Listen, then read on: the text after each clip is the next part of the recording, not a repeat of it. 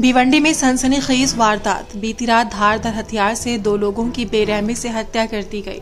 मृतकों की पहचान प्रफुल्ल तांगड़ी और तेजस तांगड़ी के रूप में हुई है। ये घटना भिवंडी तालुके के खारगपाव चिंचोटी रोड पर स्थित खारडी इलाके में हुई। मिली जानकारी के अनुसार प्रफुल्ल तांगड़ी अपने दो साथियों के साथ JDT इंटरप्राइजेस के कार्यालय में बैठे थे। रात करीब 11 बजे अचानक 4 से 5 हमलावर वहां पर पहुंचे और धारदार हथियार से ताबड़तोड़ हमला कर दिया। हमले की रफ्तार और बेरहमी इतनी ज्यादा थी कि दोनों की मौके पर ही मौत हो गई। आपको बता दें कि प्रफुल्ल तांगड़ी भाजपा युवा मोर्चा के जिला उपाध्यक्ष के पद पर कार्यरत थे। ये भी ध्यान देने वाली बात है कि उन पर 1 साल पहले भी हमला हो चुका था। फिलहाल पुलिस ने मामला दर्ज कर लिया है और हमलावरों की तलाश में जगह जगह दबिश दी जा रही है। वारदात के बाद इलाके में तनाव का माहौल है। खरोखर अतिशय दुर्दैवी गोष्ट आहे। आमचा युवा मोर्चा भारतीय जनता पार्टीचा आमच्या परिवारातला माणूस, आम्ही आमचे जे कार्यकर्ते आहेत एकदम आम्ही भावासारखे राहणार आहे। आमचा एकदम जवळचा कार्यकर्ता प्रफुल्ल तांगडी याची काल हत्या झाली, अतिशय दुर्दैवी।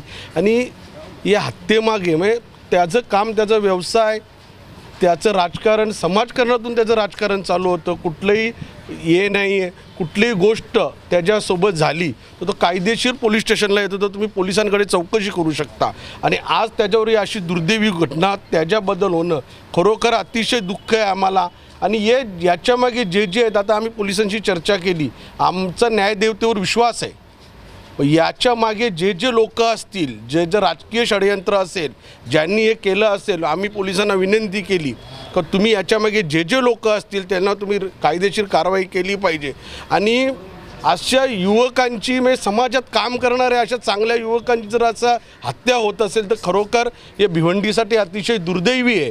कुठल्याही आपण समाजात किंवा राजकारणात काम करत असताना ही वेळ कोणावरही येऊ नये। आज त्याच्या कुटुंबात, त्याच्या घरात जी परिस्थिती आहे तीच परिस्थिती आमच्यावर ओढवली आहे।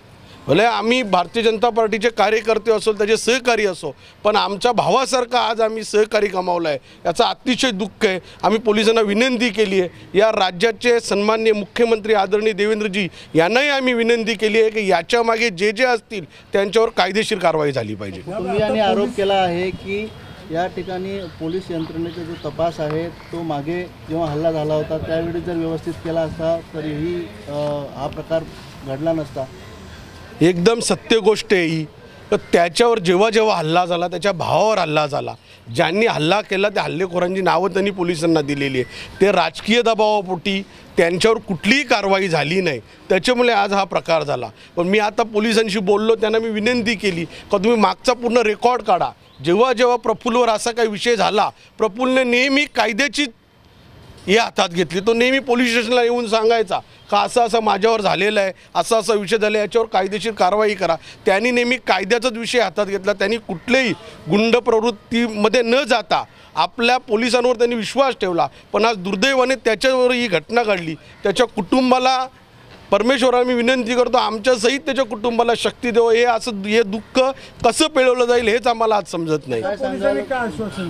पोलिसांनी सांगितलं याच्या मागे जो दोषी असेल, जो कोणी असेल, त्याच्यावर रीतसर कारवाई केली जाईल, हे पोलिसांनी आम्हाला शाश्वत केलं। आम्हाला त्या बड्या नेत्यांचा कोणाचाही विषय घेऊन इथे मला कोणाला मोठा करायचा नाही। माणूस आमचा गेलाय, त्यांना सवय आहे दुसऱ्यांची माणसं घालवायची।